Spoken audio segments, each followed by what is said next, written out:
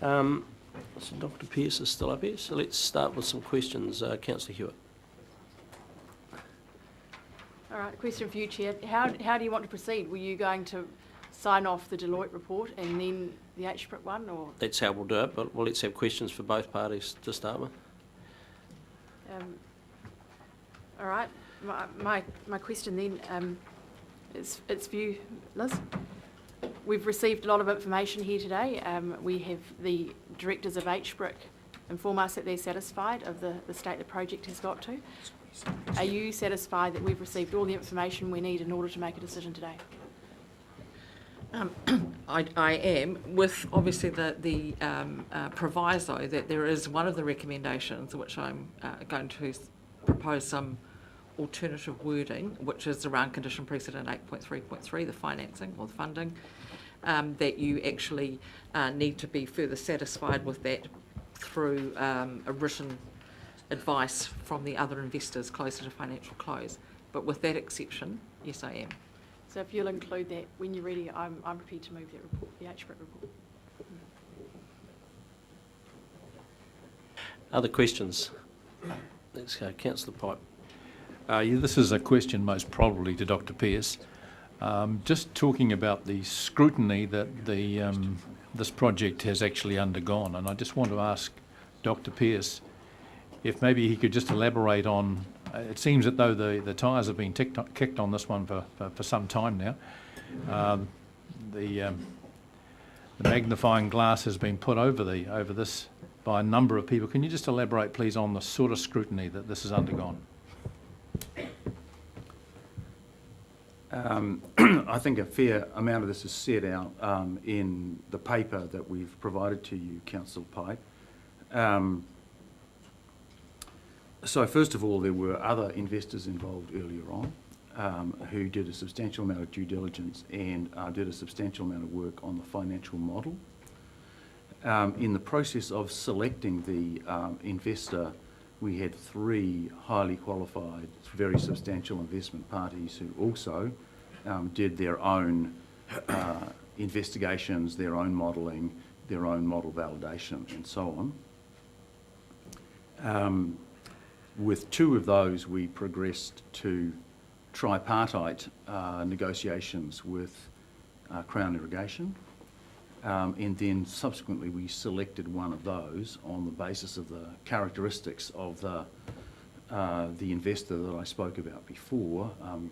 Large, stable, invests in long-term assets for long-term stable cash flows, and we reported to you on that in February. That party and Crown Irrigation have also done their own completely independent due diligence on this with their own completely independent sets of advisors. They have been involved in the conversations and negotiations with the Design and Construction Consortium together with us to get to the point that we've reached on that. We have an external independent audit excuse me, of the financial model, just to be sure that we've got the financial model right. A wide range of parties involved in providing us with engineering and other technical advice. Tax advice on the limited partnership structure provided by PricewaterhouseCoopers. You know, there are more that I could speak to, but I think it's fair to say that we have had a very extensive range of advice, and your directors have spent an incredible amount of time involved deeply in understanding that advice, in setting the terms around which we would be willing to negotiate and reaching the point that we've reached today. I've been involved in a large number of other large transactions, some of them much larger than this one, that have not received the degree of scrutiny that this project has received.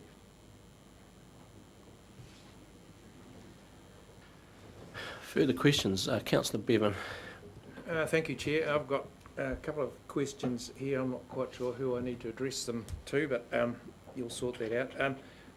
There was a D-Day for the farmers to sign up at the Foundation water user rate, and I think it was the 18th of April from memory, or some date around there. And when HBRIC came and reported to us at the next council meeting you had between, from memory, 42.5 and 43 million cubic metres of water signed up, contracted. That's what you've still got. And I'm slightly worried that here we are 2 months later with no more water signed up. Do you care to comment on that? So there was a date in April, and you're quite correct, we had 42.8 million cubic metres signed up then. We have not been applying any pressure on sales between then and now, because it's been our view that tactically the correct thing to do was to wait until we had this approval today, and then have a strong push for sales to generate another 5 or 6 or 7 million cubic metres to get us over the threshold for the next level of discount at 50 million cubic metres. I mean, that is what we intend to do. The reason for the small discrepancy, we're actually very slightly lower today than we were then, is that some of those contracts have moved in and out, and there's one of those contracts for a small amount which we think it's not going to be economically feasible to serve. They're too far away from the rest of the network, so we're not counting that contract even though we've got it signed. If I can proceed. I remember reading in one of the papers that the calculations tell us that we will get, assuming the base case uptake scenario, we'll get a return of 6.5% and our capital repaid during the course of the 70-year life of this project. I'm assuming that if that happens, then our equity would be replaced by bank debt and there's sufficient income to fund the bank debt. Is that correct? So I don't want to get too far down into the financial machinery here because some of this is quite confidential, but as Alan has said, the project starts with a certain level of bank debt, and during the period of the life of the first set of consents, the project is geared up with debt and capital is repaid to the investors, in part from that as well as from operating cash flow. Towards the end of that period, the debt will be lowered to the point where the next consent has to be applied and a similar kind of profile will happen again. In broad terms, that re-gearing is done on the basis that the future set of cash flows is valued to give a value of the business, and an appropriate level of gearing for the stage of maturity and the value of the business will be negotiated with the banks, and a solvency calculation obviously will be undertaken to assure the parties that capital can be redistributed, and the model has that solvency calculation built in the set of re-gearings at the present time. So at the end of the 70 years when we and the local farmers or local investors inherit this, what's the mix of equity and debt at that point in time? I think both of us probably will. That's fine. Yeah, so look, I mean, I think at the end of the concession under the current case scenario, so that's the current set of assumptions there, that the bank debt is effectively fully paid down. So you're sitting in a position which has zero bank debt at the end of the concession period. Right, so we're not just inheriting some debt. No, you get the assets back. So because of the construction of the limited partnership arrangement, everybody's interests in the limited partnership evaporate at the end of the 70-year period. But the tangible assets are passed to the ownership of the council, unencumbered, and at zero cost. Okay. I've one further question, if I may, and it's to you, Alan. You're our advisor. You've spent a lot of time and work on this. If you were in my position, how would you vote today?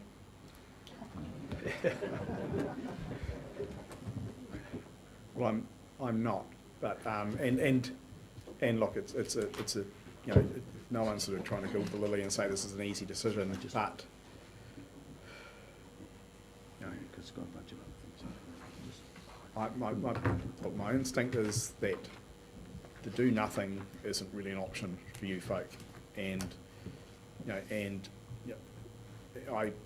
my personal view is I actually do have a lot of belief in the economic impact that reliable water has in an agricultural community. I've worked with a lot of clients in environments where they've brought reliable water to play. It has a material impact on, on not just on, the immediate farming environment, but on the wider communities. And so, as I say, there's still, as we've discussed today, there's still things to be done to sort of bring this to a conclusion. But, my personal view is that this is, this does have, the financial case is what it is. But if you then bring in the wider benefits, and as Dr. Pearce has said, even if they're only a fraction of those come to play, that some of the parts plus, and I do, and notwithstanding the comments we had, do believe you have to think about the avoided costs as well. When you sum all of those together, my sentiment would be that this is something that should happen.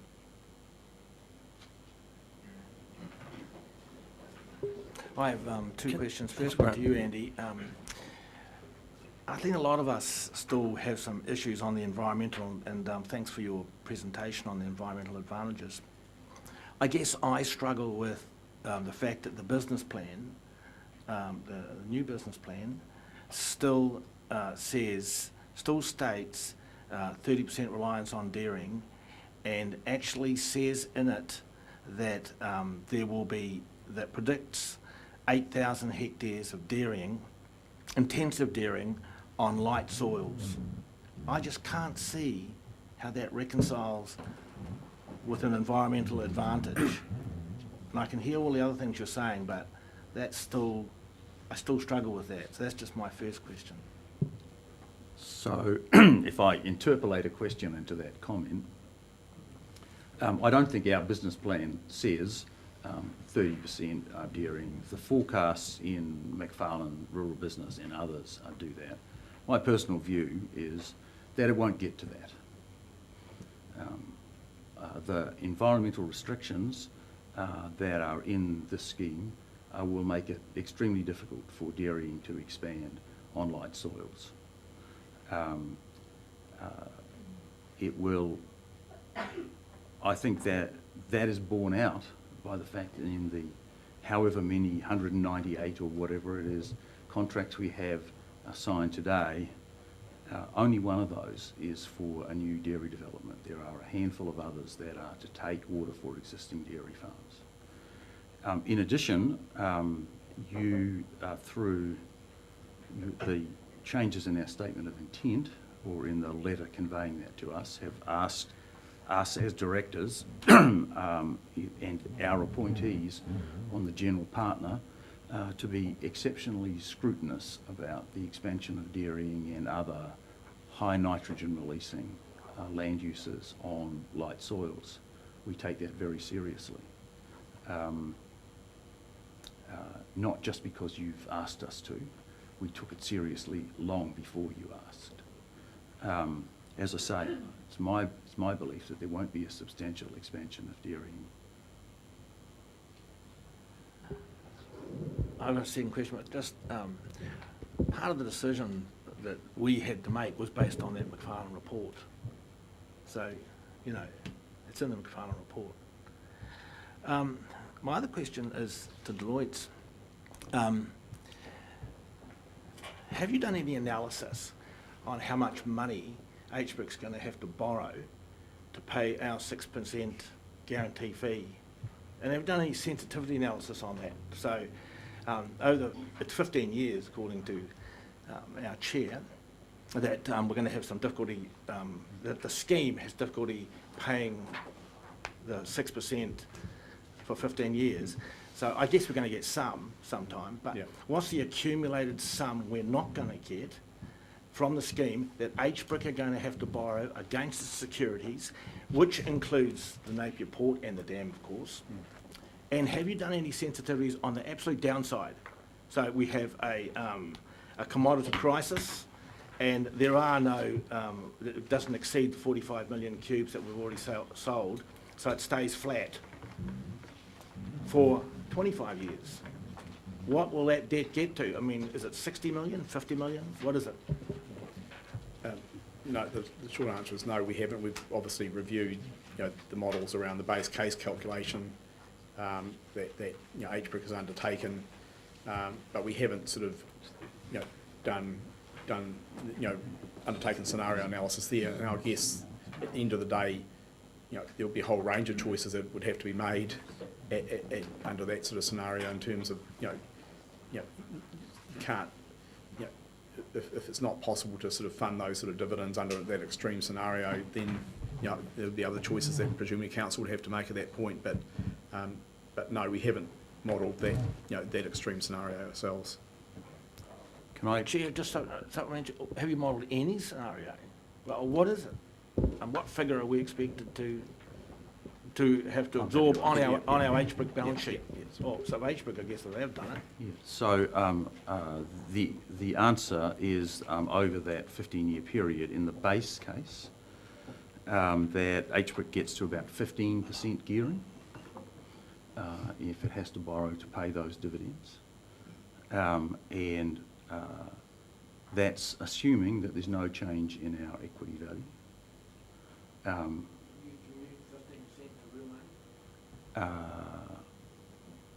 Not instantly, I can't. Let me finish the sentence. And assuming that our equity value grows only by a modest amount, both the value of our investment in the port and the value of the RWSS investment, we get to about 7% gearing. That's about the same levels of gearing as in the downside case that we presented to you in April. They're relatively modest levels of gearing. So at a current equity of around $320 million, let's say 15% is $55 million, something like that.